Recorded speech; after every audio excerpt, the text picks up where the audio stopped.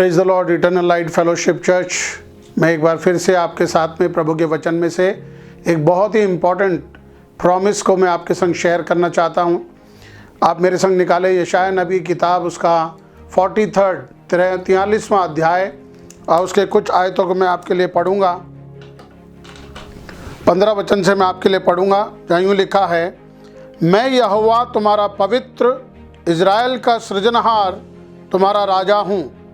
यहोवा जो समुद्र में और प्रचंड धारा में पथ बनाता है, यहोवा जो रथों और घोड़ों को और शूरवीरों समेत सेना को निकाल लाता है।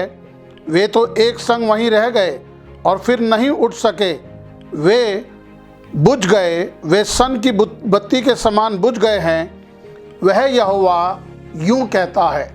अभी मैं आपके संग एक बड़ा प्रॉमिस शेयर कर रहा हूं और वो प्रॉमिस देने वाला परमेश्वर कहता है, मैं वो यहोवा हूं जिसने घोड़ों और रथों को एक साथ में समुंदर में डाल दिया और वो वहीं पर रह गए और उठ ना सके। वो बुझ गए और सन की बत्ती के समान वो बुझ गए हैं। वो परमेश्वर जो समुंदर में भी रास्ते बनाने वाला परमेश्वर है, वो परमेश्वर जो सेनाओं को हरा देने वाला परमेश्वर है, बड़ी बड़ी सेनाएं उसके सामने ठहर नहीं पाती। वो परमेश्वर आपसे और मुझसे यूं कह रहा है, अब बीती हुई बातों को और घटनाओं को स्मरण मत करो। जो बातें बीत गई हैं, जो बातें रह गई पीछे, उन बातों को याद करने की आपको जरूरत नहीं है, क्योंकि परमेश्वर कहता है, मैं ऐसा परमेश्वर हूं जो पुरानी बातों के अनुसार नहीं, परंतु मैं कुछ नया करने जा रहा हूं। मैं कुछ नया करने जा रहा हूं। वो कहता है, बीती हुई घटना को स्मरण मत करो, ना प्राचीन काल की बातों पर मन लगाओ। देखो, मैं एक नई बात करता हूं, वह अभी प्रकट होगी, क्या तुम उससे अनजान रहोगे? मैं जंगल में एक मार्ग बनाऊंगा और निर्जल देश में नदियां बहाऊंगा। परमेश्वर कह रहा है, मेरे लिए कोई काम असंभव नहीं है। मैं जो सामर्थ्य हूँ, मैं जो अद्भुत हूँ, मैं जो अपने बोले हुए को पूरा करने की सामर्थ्य रखता हूँ, मैं जो बचाने वाला परमेश्वर हूँ। परमेश्वर हमसे वादा कर रहा है, जो कुछ भी हो चुका, अच्छा या बुरा, उन बातों को स्मरण करने की ज़रूरत नहीं है। बहुत बार हमारे जीवन के अंदर हम इन बातों पर खड़े रहते हैं कि तब परमेश्वर ने मेरी प्रार्थना को सुना, लेकिन अब परमेश्वर मेरी प्रार्थना को क्यों नहीं सुन रहा? पहले परमेश्वर ने बड़े बड़े काम किए, परमेश्वर ने अद्भुत काम किए, परमेश्वर ने चमत्कार किए, चंगाइयों को किया है। परमेश्वर कह रहा है, बीती हुई बातों को भूल जाओ, देखो मैं एक नया काम करने जा रहा हूं। परमेश्वर आज एक नया काम करना चाहता है, पुरानी बातों के अनुसार नहीं। पुरानी जो चीजें हैं, जो घटनाएं हुई हैं, उसके ऊपर आपको रिले करने, उसके ऊपर ठहरने की जरूरत नहीं है। परमेश्वर कह रहा है, मैं एक नया काम करने जा रहा हूं और मैं आज आपको उत्साहित कर रहा हूं। परमेश्वर एक नया काम करने जा रहा है, क्या आप उससे अनजान रहेंगे? परमेश्वर समुंदर के बीच में रास्ता बनाने वाला, बड़ी बड़ी सेनाओं को उसमें डुबा देने वाला परमेश्वर, वो आज आपके लिए कह रहा है, हर एक कठिनाई में, हर एक मुश्किल में, हर एक समस्या के बीच में, हर एक बीमारी के मध्य में मैं एक नया काम करने जा रहा हूं। और काम क्या होगा? परमेश्वर कह रहा है, वो आश्चर्यजनक काम होगा। मैं रेगिस्तान में, मरुभूमि में नदियों को बहाऊंगा। जब किसी ने नहीं सोचा कि राजस्थान में या रेगिस्तान में नदियां बह सकती हैं, परमेश्वर ये कहता है, मैं ऐसा काम करने जा रहा हूं। और इसलिए आपको और मुझको परमेश्वर में भरोसा रखना है।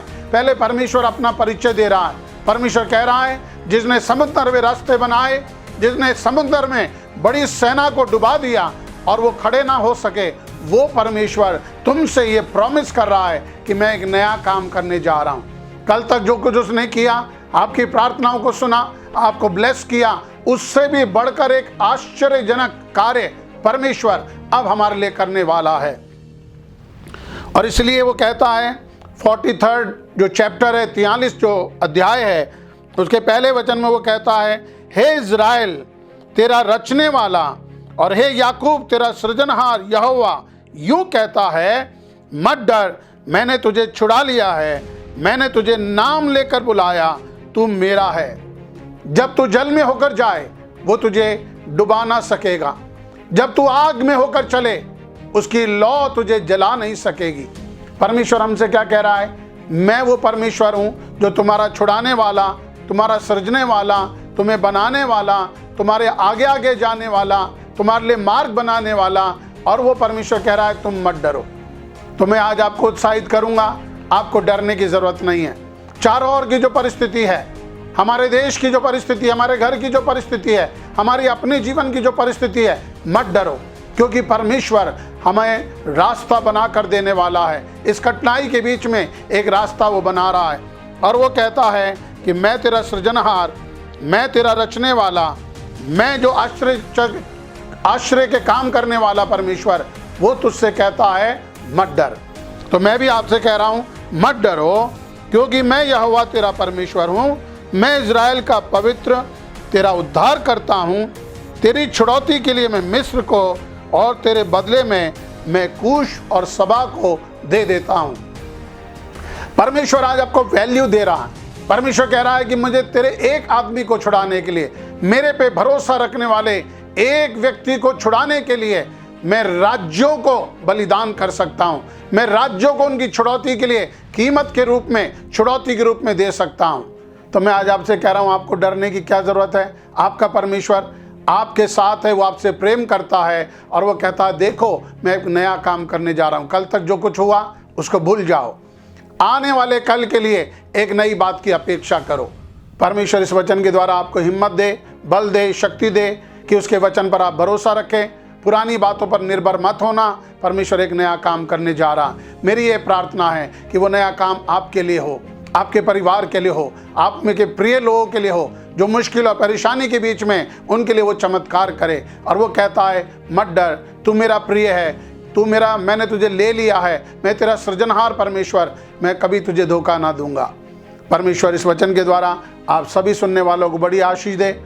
अगर आपको ये वीडियो अच्छा लगा, इसके द्वारा आपने आशीष पाई, तो मैं आपसे रिक्वेस्ट करूंगा कि अपने मित्रों को और भी बहुत सारे लोगों को आप इसको शेयर करें, उनके संग बांटें, उनको सुनने दें और साथ साथ में आप इसको सब्सक्राइब करें।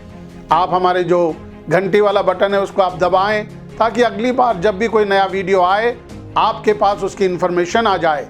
परमेश्वर इस वचन के द्वारा आपको आशीष देवे।